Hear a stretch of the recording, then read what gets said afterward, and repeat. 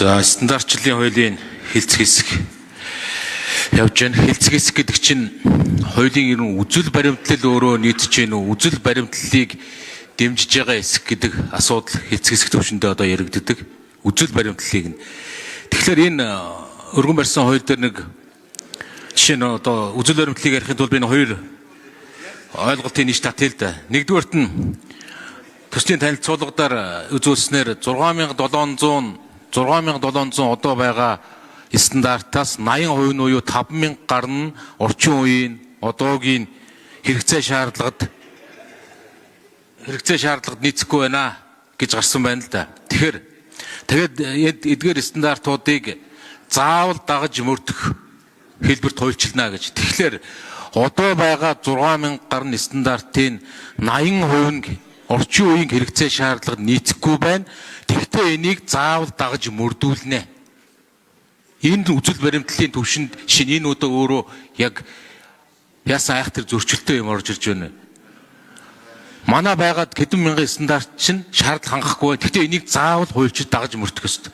Тэгэхээр энэний цаан чинь нөгөө бидний яриад байдаг эн чинь 6000 тусгай зөвшөөрлөлт тэгвэл бий болчихж шүү дээ. 6700-аас бараг 5000 гаруй тусгай зөвшөөрлийг бид нар хуульчлаад заавал уг нь стандарт гэдэг зүйл чинь миний ойлгож байгаагаар сонгож хэрэгэлдэг. За нөгөө талд нь тэр техникийн зохицуулалт гэдэг зүйл нь бол заавал дагаж мөрдөхөөр байдаг. Тэгэхээр энэ хуулийн гарц гаргалгаа олон зүйлүүд чинь харин энд байгаа юм шүү. Юуг заавал дагаж мөрдүүлэх юм? Юуг сонголтоор байх юм? Юуг одоо тэр орчин үеижүүлэх юм гэдэг энэ бүх зүйлүүд чинь байхад шууд хуулиар бид нар алхах цохоод орчин үеийн хэрэгцээ шаардлагад олон улсын хэрэгцээ шаардлагад нийцэхгүй байгаа стандартыг шинжилж өөрчилж нийцүүлэхээс урд дээр энэ байгааг заавал дагаж мөрдүүлнэ гэхээр энэ үзэл баримтлалын төвшөнд эн чинь өөрөө ингэж хүчиндэж хэрэгжүүлснээрээ энэ улс оронд дахиад энэ өөрөө очиж одоо буулгуулж буудаг тэр бизнес эрхлэгчдэр чинь бидний энэ гоё ярьдаг зөвшөөрлийг цөөлнө, төрийн зохицуулалтыг цөөлнө, төрийн оролцооноос гадна төрийн зохицуулалтыг цөөлнө гэдэг энэ бидний явж байгаа нийгэм эдийн засгийн энэ үзэл баримтлалын чинь айхтар эсрэг ийм үжил санаа энд орж ирээд байгаа юм шиг. Энийн дээр хууль санаачлагч нэг тайлбар өгөөч. Энд чинь үнэхээр ингээд нэг ийм үзэл баримтлалын төвшөнд асар ойлгомжгүй юм л зүйл харагдаад байна. Аль эсвэл би буруу ойлгоод байна уу?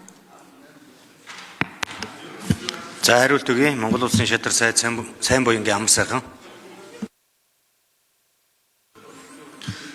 За зөвхөн гишүүн бас жоохон буруу ойлгочих шиг боллоо. Мэдээлэл энэ 80% нь хэрэгжихгүй байгаа шинжлэх шаардлагатай нь зайлшгүй нэ. Энэ бол бодит нөхцөл байдал. Нэгдүгээр, хоёрдугаарт энэ ямар нэгэн байдлаар хүчээр одоо хэрэгжүүлэх тухай асуудал бид ярьж байгаа зүйл биш ээ. Өнөөдөр хэрэглэгч, үйлдвэрлэгч, бүтээгдэхүүн үйлчилгээ нийлүүлэгч бол стандартаа өөрөөр хэлэх юм бол бараа бүтээгдэхүүн үйлчилгээ нийлүүлэх стандартаа сонгож авдаг хэдий ч тэрийг хэрэгжүүлэхээс хэрэгжүүлэхгүй нэх байдаг. Тэгэхээр бид нэгэнт сонгож авсан ба харин ч одоо хүчээр би сонголтын илүү тодорхой болгож өгч байгаа. Сонгоод авсан бол нэгэн зах зээл хэрэглэгчдэд бүтээгдэхүүн үйлчилгээ нийлүүлж байгаа бол өөрөө чанартай аюулгүй сэтгэл ханамжийн баталгаатай байх талаас нь сонгосон стандартаа заавал хэрэгжүүлдэг авдаг байя гэж. За нэгдүгээр, хоёрдугаарт бол та өөрөө бас бизнес аж ахуй эрхэлдэг, үйлдвэрлэл үйлчилгээ эрхэлдэг, шууд хүний хүнс эрүүл мэндтэй холбоотой бараа бүтээгдэхүүн үйлчилдэг бас туршлагатай хүн мэдж байгаа баг. Стандартыг хамгийн сайн ойлгож байгаа хүн гэж би бас бодож ойлгож явдаг. Тэгэхээр энэ хэрэглэгчийн баталгаатай хүнсний болон бусад бүх одоо бараа бүтээгдэхүүн аюулгүй байдал манад алдагдсан. Хяналт зохицуулалт, төрийн болон хувийн хвшлийн уялдаа холбоо байхгүй болсон. Дээрээс нь импортоор орж ирж байгаа бараа бүтээгдэхүүн өөрөө хяналт, гарал үүсэл тодорхойгүй бөгөөд зарим нь эргэлзээтэй байдлууд бий болсон. Тэгэхээр бид 1994 онд одоо Дэлхийн худалдааны байгууллагын хийсэн гэрээ хэлцээр бол энэ зайлшгүй бас дагаж мөрдөх ийм олон улсын стандарт итгэмжлэлийн тогтолцооны хэрэгжилтийг хангах асуудлууд энд мөрдөгдөж байгаа. Тэгэхээр энэ бол өөрөө цаашлаад зөвхөн энэ шаардлага хангахгүй 80% хийгэх биш, ашигла гэх биш, энийг яаралтай шинжилж өөрчлөх тогтолцоог илүү тодорхой болгоод энэ ашиглаж хэрэглэж болохгүй байгаагаа яаралтай шинжилгээ хүчингүй болгохыг болгоод ингээд явъя гэж. Гэхдээ стандартыг зөвхөн төр хийдэг юм биш.